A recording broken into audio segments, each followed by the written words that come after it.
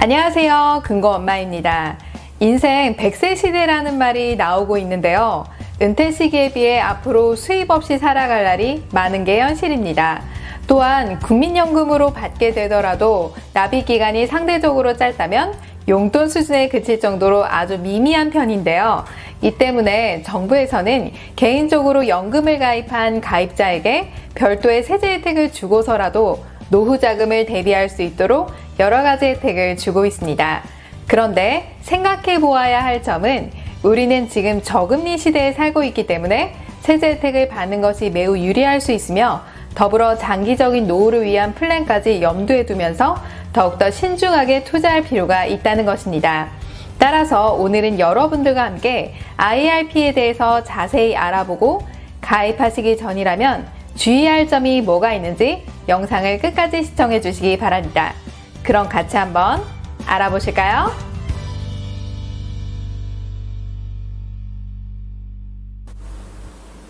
먼저 IRP를 살펴보기 전에 퇴직금의 지급 형태에 대해서 살펴보고요. 왜 IRP가 필요한지에 대해서 말씀드리도록 하겠습니다.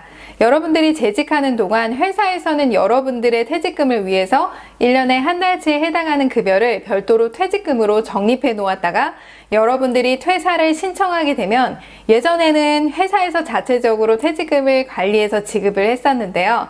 이렇게 하다 보니까 잘 굴러가던 회사도 갑자기 폐업을 해서 퇴직금을 못 받는 경우가 생기기도 하고요. 또 퇴직금을 늦게 주기도 하는 일들이 아주 비일비재하게 일어나게 된 것입니다.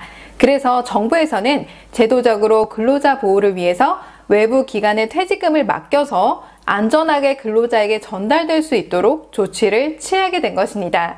이 외부 기관은 일반적으로 금융기관인 은행, 증권사, 보험사가 해당이 되고요. 이 금융기관에서 여러분들의 퇴직급여 통장을 개설해 퇴사 시점에 지급받게 되는 것입니다. 따라서 여러분들이 퇴사 시점에 금융기관에 가서 IRP라는 통장을 만들고 퇴직금을 그 계좌로 수령하게 되는데요.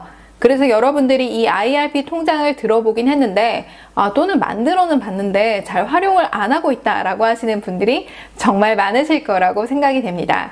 그럼 이 IRP 통장은 퇴직금을 수령할 때만 필요한 통장일까요? 아닙니다. 내가 회사를 다니고 있는 도중에도 만들 수가 있는데요. 소득이 발생하는 분들이라면 누구나 가능합니다. 즉 개인사업자, 공무원, 알바생도 소득이 있다면 가능하다는 것이죠. 그럼 IRP 계좌가 뭘까요? IRP 계좌는 1금융기관에서 개설이 가능하며 금융기관마다 한 개의 계좌씩 만들 수 있습니다. 이 통장은 여러분들이 연말정산하실 때 세액공제 혜택을 받고 있다가 연금 수령 기간인 55세가 넘어가게 되면 연금으로 나눠받는 통장을 말하는 것입니다.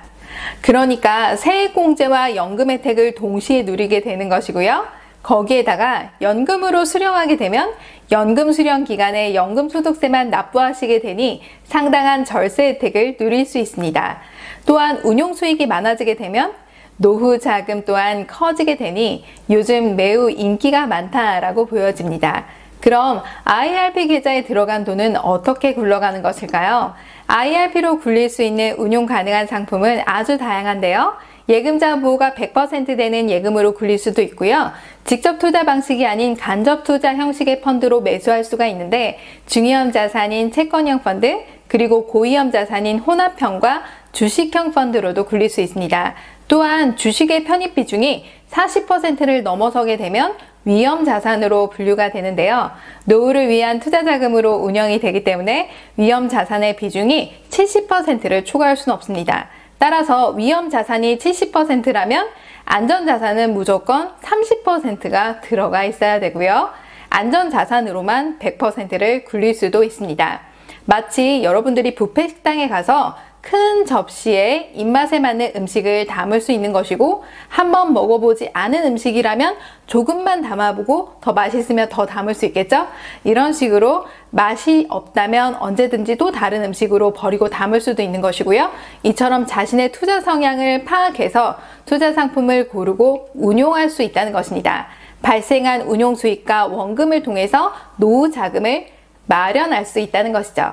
또한 운용 수익이 발생하게 되면 과세로 15.4%의 세금을 납부해야 되는데 연금으로 수령하실 때까지는 과세가 이연이 되기 때문에 그만큼 세금으로 운영되는 금액을 더하게 되면 복리 효과도 동시에 누릴 수 있습니다. 그럼 연말정산에 대해서 자세히 알아보실까요? 연말정산을 하게 되면 소득공제와 세액공제로 나뉘어지게 되고요. 여기에서 IRP는 세액공제에 해당이 되며 여러분들이 실제 연말정산 시 내야 할 세금이 정해지게 되면 그 세금에서 깎아주겠다라는 것입니다. 그럼 얼마까지 불입이 가능할까요? 연간 1,800만 원까지 불입은 가능하지만 이 중에서 최대 700만 원까지 세액공제 혜택을 받을 수 있는 것이고요. 만약 여러분들이 연금 저축이나 연금 펀드가 있다면 연간 400만 원까지 세제 혜택을 주죠.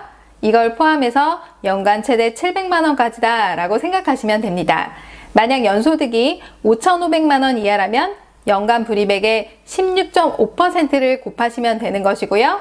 연소득이 5,500만 원 이상이다 라고 한다면 연간 불입액의 13.2%를 곱하시면 그만큼 세액공제 혜택이 가능합니다. 만약 최대 700만 원까지 16.5%를 계산하게 되면 115만 5천 원의 절세 혜택을 볼 수 있는 것이죠. 그리고 만약 올해 불입액이 1,000만 원이었는데 700만 원까지 절세 혜택을 보게 된다면 나머지 300만 원에 대해서는 내년에 공제받을 수 있습니다. 그리고 여러분들이 내년에 공제를 받으시려면 별도로 신청을 하셔야 됩니다. 자, 이렇게 매년 세제 혜택을 보고 있다가 연금 수령 기간에 맞추어서 수령을 받게 되는데요. 연금 수령 기간은 만 55세 이상 되어야 되고요. 가입 기간은 5년 이상 되어야 연금으로 받을 수 있습니다. 그리고 10년 이상 연금으로 나눠 받아야 됩니다. 만 55세에 IRP를 가입했다라고 한다면 60세부터 연금 수령이 가능하고 10년 동안 나눠 받으셔야 된다라고 생각하시면 되는 것입니다. 자, 이 조건은 가입과 동시에 바꿀 수 없는 부분이에요. 자, 연금을 수령하게 되면 수령 한도가 정해지게 되는데 최소 10년간 유지되어야 되고요. 11년 차부터는 연금 수령 한도에는 제한이 없어집니다. 또한 연금을 수령하는 동안에도 나머지 금액은 계속 운영이 되어지는 것입니다. 그리고 연금 수령액이 연간 1,200만 원을 초과하게 되면 종합과세 대상이 되는데요. 국민연금, 공무원연금과 같은 공적연금은 종합과세 대상이지만 IRP에 수령한 연금은 사적연금에 해당이 돼서 연간 1,200만 원이 넘지 않는다면 이 사적연금에 한해서만 3.3%에서 5.5%의 분리과세를 할 수가 있습니다. 그리고 만약 IRP와 연금저축 등 사적연금의 연금 수령액이 연간 1,200만 원이 넘어갈 것 같다라고 한다면 연금 수령 기간을 좀 늘려서 조절하시는 것이 좋습니다. 또한 보시는 것처럼 연금 수령을 늦게 하면 늦게 할수록 세금이 줄어드는 거 보이시죠? 따라서 똑같은 연금을 받게 되더라도 연금 수령 시기를 잘만 조절하면 낮은 세율을 적용받을 수 있습니다. 그럼 주의하실 점은 뭐가 있을까요? 첫 번째로 5년 이내에 해지하시게 되면 기존 세액공제 받은 금액은 추징 대상이 됩니다. 즉 연말정산으로 받은 세액공제만큼 다 뱉어내야 된다라는 것이죠. 두 번째로 연금 수령 기간 전에 중도 인출은 안 됩니다. 즉 인출하고 싶을 때 일부만 인출을 해야지 라고 하는 것이 아니라 전체 금액을 해지한다는 것입니다. 다만 인출이 필요한 특별 중도 해지 사유에 해당이 된다면 가능하신데요. 보시는 것처럼 무주택자인 본인의 명의로 주택을 구입하는 경우, 무주택자인 본인의 전세금, 보증금을 부담해야 하는 경우, 6개월 이상 장기 요양, 천재지변 등이 이에 해당됩니다. 또한 이런 경우에는 기타 소득세의 16.5%를 내는 게 아니라 연금 소득세인 3.3%에서 5.5%로 받을 수 있습니다. 그리고 55세 이상이면 연금 개시를 신청해서 자유롭게 인출이 가능합니다. 자, 그 전에는 안 된다는 거예요. 그럼 급전이 필요해서 중도 해지를 하게 되면 어떤 불이익이 있을까요? 중도 해지 시에 세액공제 받은 금액과 운용 수익에 대해서 기타 소득세가 부과가 되는데요. 세제 혜택을 받은 납입액과 매년 운용 수익에 대해서 16.5%의 기타 소득세를 납부해야 합니다. 즉 세제 혜택을 받은 납입 금액이 많으면 많을수록 중도 해지 시 납부할 기타 소득세가 많아지게 된다라고 보시면 됩니다. 그리고 해지 후 바로 들어오는 게 아니라 2, 3일 경과 후에 여러분들이 수령할 수 있게 되는 거예요. 세 번째로 IRP는 계좌관리 수수료가 부과됩니다. 즉 은용관리 수수료와 자산관리 수수료를 합한 개념이라고 보시면 되는데요. 이 계좌관리 수수료는 IRP 계좌에서 수익이 발생하지 않더라도 징구가 됩니다. 그리고 펀드는 IRP 계좌 관리 수수료 외에 해당 상품에 부과되는 총 펀드 보수도 있습니다. 이런 수수료들은 연금을 수령하는 기간 내내 수수료가 계속적으로 빠지게 되기 때문에 여러분들이 장기적으로 자금을 끌고 가는 것이니까 각 은행 그리고 증권사별 IRP 수수료와 평균 수익률을 꼼꼼하게 비교해 보시고 잘 따져서 가입하시는 것이 매우 중요합니다. 또한 최근 들어서 펀드보다 더 저렴한 주가연계 펀드인 ETF 그리고 생애 주기별 펀드인 TDF 등에도 투자하시는 분들이 많이 늘어났기 때문에 안정적으로 수익률을 높일 수 있는 방법을 찾아보시는 것이 매우 중요합니다. 투자자는 본인 자신입니다. 따라서 노후에 꼭 쓸 자금을 어떻게 잘 관리하느냐에 따라 나의 노후 자금은 달라질 수 있는 것이니까 IRP를 가입하셨다면 중간에 한 번씩이라도 꼭 점검해 보시는 습관을 기울이는 것이 중요합니다. 여러분, 오늘 영상 도움이 되셨나요? 도움이 되셨다면 좋아요와 구독하기 눌러주세요.